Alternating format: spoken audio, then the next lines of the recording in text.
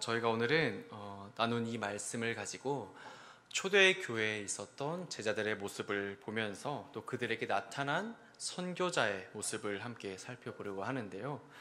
제자들에게 나타난 선교자적 모습이 또 우리들의 모습이 되기를 소망하면서 오늘 함께 말씀을 나눠보았으면 좋겠습니다. 예수님은 제자들에게 성령님이 임하시면 예수 그리스도의 증인이 될 것이라고 말씀을 하십니다. 그리고 실제로 성령님이 임하셨을 때 제자들은 예수님의 증인으로서 변화가 되었죠. 입술로 예수님을 증거했을 뿐만이 아니라 그들에게 성령의 능력도 나타나기 시작합니다. 사람들이 제자들이 전한 복음을 듣고 이제 영적으로 찔림을 받고 예수님을 구세주로 영접하게 되죠. 그리고 나면서부터 걷지 못했던 성전 앞에서 구걸을 했던 사람을 베드로가 예수님의 이름으로 일어나 걷게 한 사건이, 놀라운 사건이 일어나게 됩니다. 그런데 제자들에게 나타난 이 성령의 역사를 모두가 환영하고 기뻐한 것만은 아니었습니다. 예수님을 메시아로 믿지 않았던 사람들이 있었죠. 유대 종교 지도자들. 그들에게 제자들의 모든 행동들, 예수님의 이런 모든 행적 자체가 굉장히 큰 저항으로 다가왔습니다. 안 입굽게 바라볼 수밖에 없었어요. 그래서 그들은 예수님한테 했던 것처럼 베드로와 요한, 그리고 병고침을 받아서 걷게 된 이 안진뱅이를 붙잡아서 공회에 세워버립니다. 이 공회가 요즘 말로 말하면은 법원? 네, 대법원 정도 될 것 같네요. 종교나 정치적인 것들을 포함해서 유대인들과 관련된 모든 사건 사고들을 이를 처리하고 논의하고 결정하는 그런 기관이었습니다. 그러니까 공회에 속한 사람들 하면은 굉장히 힘이 많고 능력이 있고 또 부자다, 이렇게 생각하시면 좋을 것 같아요. 그렇게 베드로와 요한과 또 이제 이 안진뱅이가 예수 그리스도의 증인으로 살다가 공회에 서게 된 것입니다. 거기서는 사람을 쉽게 죽인다든지 사자에게 던져버린다든지 그런 잔혹한 일을 굉장히 쉽게 결정할 수 있는 그런 기관이었으니까 실제로 이제 베드로와 요한이 복음을 전하다가 절체절명의 위기에 빠지게 된 것이죠. 오늘 그들의 모습을 우리가 함께 살펴보았으면 좋겠습니다.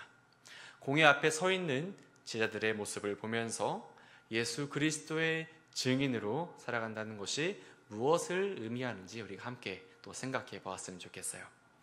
먼저 예수님의 증인은 예수님의 이름의 권세와 능력을 믿고 깨달았던 사람들이었습니다.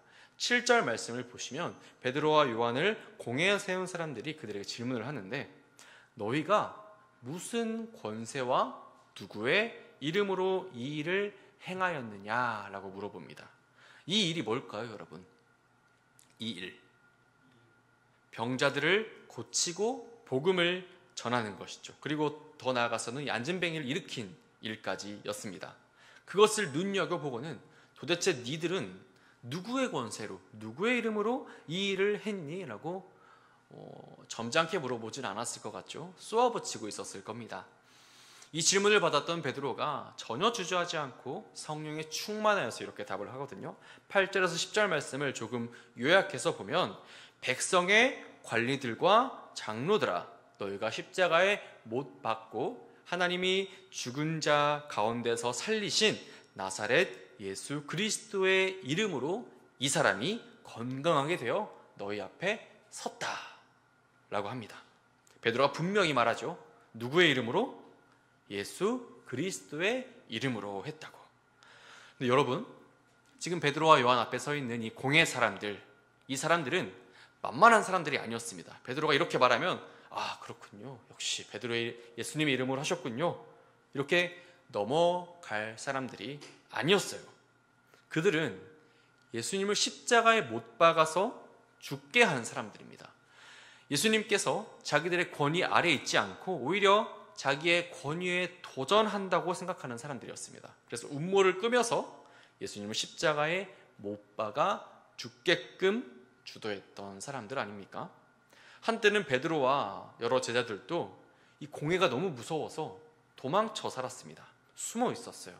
그랬던 베드로가 성령이 충만하게 되어서 담대하게 예수 그리스도의 이름을 증거합니다. 죽음의 위협은 여전히 변하지 않았지만 그들과 맞서 싸우기 시작한 것이죠.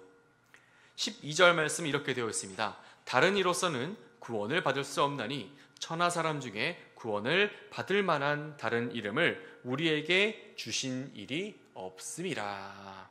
아멘. 예수 그리스도는 안진뱅이의 육신의 병을 고쳐서 다시 걷게 하셨을 뿐만이 아니라 이제는 우리의 영혼을 구원하시는 구원의 그 이름이었다라는 것이지요. 예수 그리스도가 진정한 메시아 되심을 성령이 충만한 베드로가 선포합니다. 베드로가 이렇게 그리스도의 이름을 담대하게 전할 수 있었던 것은 그 이름의 권세를 믿었고 경험했기 때문입니다. 베드로가 예수 그리스도의 이름으로 병든 자를 고칠 때 병자가 나음을 받았고, 예수 그리스도의 이름으로 죄인들을 향해서 회개를 선포할 때 많은 사람들이 자신들의 죄를 회개하고 구원에 이를 수 있게 되죠. 공회 사람들은, 그곳에 있었던 많은 공회 사람들 역시 베드로와 요한의 말을 듣고 사실 토를 달 게 없었어요. 비난할 말이 없었습니다. 왜 그렇습니까? 지금 자기들 앞에 실제로 예수 그리스도의 이름으로 병고침을 받은 사람이 서 있었거든요. 그 이름의 권세와 능력을 증명하는 사람이 여기 바로 공회에 있었기 때문입니다. 예수 그리스도의 증인들은 그 이름이 그저 그런 사람의 이름으로 아는 것이 아니라 이 세상 가장 최고의 권세와 능력이 있는 이름임을 반드시 믿어야 할 것입니다. 오히려 귀신들은 이 이름을 알았습니다. 그래서 그 이름만 듣고도 복종했어요, 귀신들은. 하지만 사람들은 이것을 몰라서 자신의 뜻대로 자기 소견대로 하니 문제가 된 것이죠. 마태복음 18장 20절 말씀에서 예수님은 제자들에게 이렇게 말씀하셨습니다. 두세 사람이 내 이름으로 모인 곳에는 나도 그들 중에 있느니라. 아멘.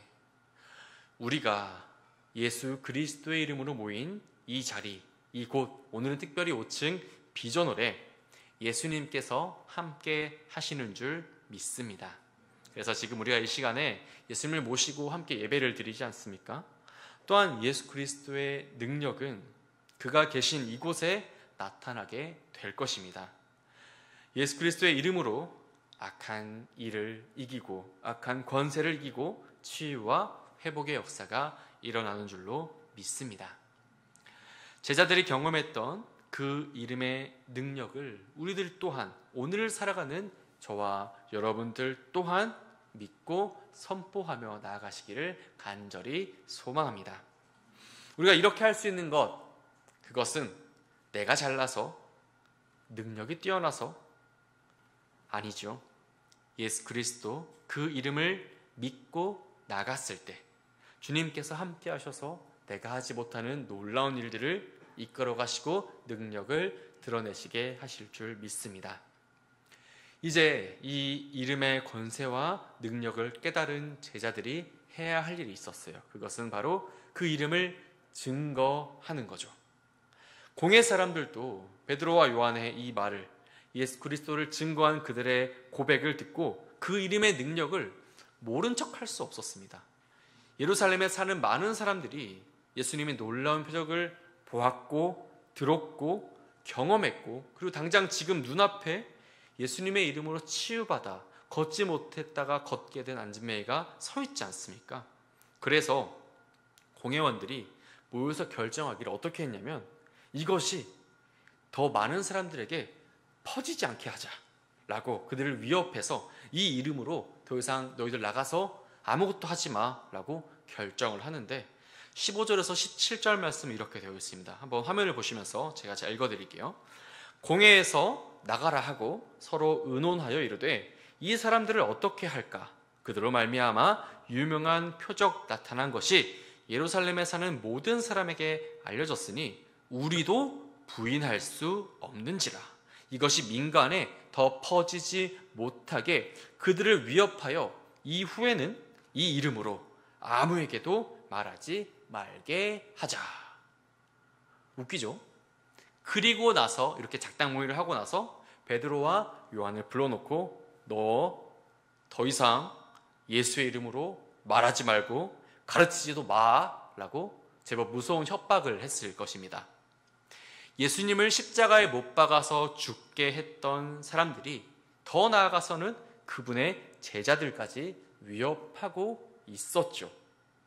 하지만 베드로 어떻습니까? 성령이 충만하여서 전혀 위축되지 않습니다. 19절 말씀이 이렇게 이어집니다. 베드로와 요한이 대답하여 이르되 하나님 앞에서 너희의 말을 듣는 것이 하나님의 말을 듣는 것보다 옳은가 판단하라. 이렇게 너 하지 마라고 하니까 다시 한번 질문을 합니다. 하나님 앞에서 니들의 말, 사람의 말을 듣는 것과 하나님의 말씀을 듣는 것, 무엇이 옳은지 공회원들한테 한번 생각해 봐 라고 하는 것이죠. 제자들은 자신들이 예수 그리스도를 증거하고 능력을 행하는 일들이 사람의 말에 근거해서 한 것이 아님을 다시 한번 드러내고 있었습니다. 예수님의 이름을 전하는 것, 이것은 사람의 말로 나온 것이 아니라 하나님의 말씀이었고 하나님의 명령이었습니다. 곧 예수 그리스도의 이름을 증거하는 것, 선교의 주체는 사람이 아니라 하나님이시라는 사실을 우리가 꼭 기억했으면 좋겠습니다. 예수님이 이 땅에 오셔서 십자가에서 우리들을 구원하셨고 자신의 이름을 이 땅에 알리는 일이 하나님 아버지께서 자신을 보내셨기 때문이라고 말씀을 하십니다. 예수 그리스도를 이 땅에 보내시고 또 모든 피조물들을 구원할 최초의 선교사로 삼으신 분이 하나님 아버지셨다라는 것이죠. 그리고 이제 예수님도 하나님의 선교의 연장선에서 그 귀한 사역을 감당하셨던 것입니다. 하나님께서 시작하신 이 선교를 예수님께서 맡으셨고 예수님께서 하신 하나님의 선교를 제자들이 이어서 한 것입니다. 그렇기에 선교의 시작과 주체는 사람이 아니었어요. 하나님께서 시작하셨고 지금도 선교는 하나님께서 주체적으로 행하시는 일이기 때문에 모든 순간 하나님께 주도권을 드리고 그 사명을 감당해야 할 것입니다. 하나님께서 선교의 시작이시고 주체가 되신다고 하셨을 때 우리가 깨달아야 할 것이 있었어요. 모든 성도와 모든 교회는 선교의 주체이신 하나님의 마음을 품어야 한다라는 것이죠. 이제 이 설교가 끝나면 이어서서 선교 보고가 이어질 텐데 사진을 통해서도 보게 될 것이고 그리고 영상과 또 여러 사람들의 이야기를 통하여도 은혜의 순간이 계속 될 것입니다. 그 순간까지 여러분 함께 해 주십시오. 저희가 선교를 가면서도 여러 가지 마음을 품고 계신 분들이 있었을 거예요. 가게 된 여러 가지 목적과 동기들이 있었을 것입니다. 누군가는 그래 가기로 했으니 기쁨으로 순종하자라고 편안한 마음으로 가신 분들도 있었을 것이고 누군가는 가족과 멀리 떨어져야 한다는 이런 어려운 마음을 품고 있었던 사람도 있었을지도 모르겠습니다. 누군가에게는 조금 익숙한 경험이었을 수도 있고 또 어느 누군가에게는 책임감으로 어느 누군가에게는 자기 자신을 위해서 선교를 다녀오신 분들도 있었을 거예요. 하지만 분명한 사실은 우리의 동기가 어떻게 되어도 복음은 전달이 되고 있었다라는 사실입니다. 하지만 진정한 선교의 동기는 우리 주님의 마음으로부터 하나님의 마음으로부터 시작되어야 한다는 사실을 꼭 기억해 주십시오. 곧 이어질 선교 보고에서 생생하고 정말 많은 은혜를 받으시기를 소망합니다. 중요한 것은 이러한 사역들의 출발점이 바로 하나님의 마음을 품는 것이라는 사실이었습니다. 처음 이 조선의 이 땅을 보고 선교를 결정하신 하나님의 마음을 이제는 우리들도 품을 때 우리는 함께 하나님의 선교의 동참할 수 있게 되는 줄로 믿습니다. 헤세드 몽골리아 단기 선교팀 단원들이 무사히 선교를 마치고 잘 돌아왔어요.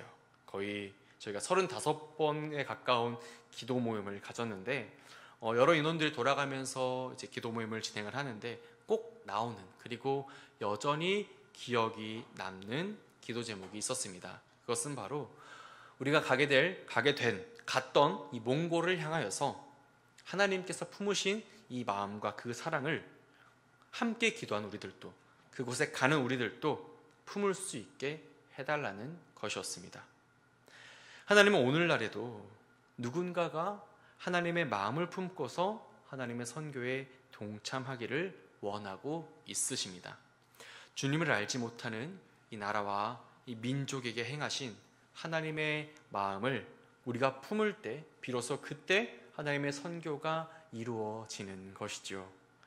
하나님은 지금도 당신의 마음을 가지고서 땅 끝까지라도 가서 복음을 전할 사람, 예수 그리스도의 이름을 전할 그 사람을 찾고 계십니다. 이제 제가 말씀을 정리하려고 하는데요. 하나님께서는 제자들에게 성령을 부어주셔서 하나님의 이 선교에 동참하게 하셨습니다. 예수 그리스도 구원의 그 이름을 세상에 증거하도록 하신 것이죠. 하나님은 예수 그리스도의 구원의 이름이 온 땅에 증거되기를 원하십니다.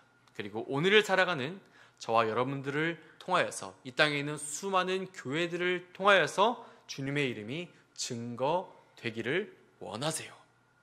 예수 그리스도를 전하는 선교의 삶은 예수님의 이름의 권세와 능력을 믿고 경험한 사람만이 할 것입니다. 그리고 이 모든 것의 주체, 선교의 주체가 하나님이 되심을 믿고 하나님의 마음을 품었을 때 이 일을 제대로 감당하겠죠. 우리 모든 새벽의 공동체 여러분들이 하나님의 마음을 품고 세상을 바라볼 때에 선교의 귀한 사명을 감당하게 될 줄로 믿습니다. 간절히 원하기는 예수님의 이름의 권세와 능력을 우리가 더 확실히 믿고 경험하는 새벽예술 공동체가 되었으면 좋겠습니다. 또한 이 세상을 향하신, 우리들을 향하신 하나님의 마음을 품고 살아가는 각자의 자리에서의 선교사가 되시기를 우리 주님의 이름으로 간절히 축원합니다.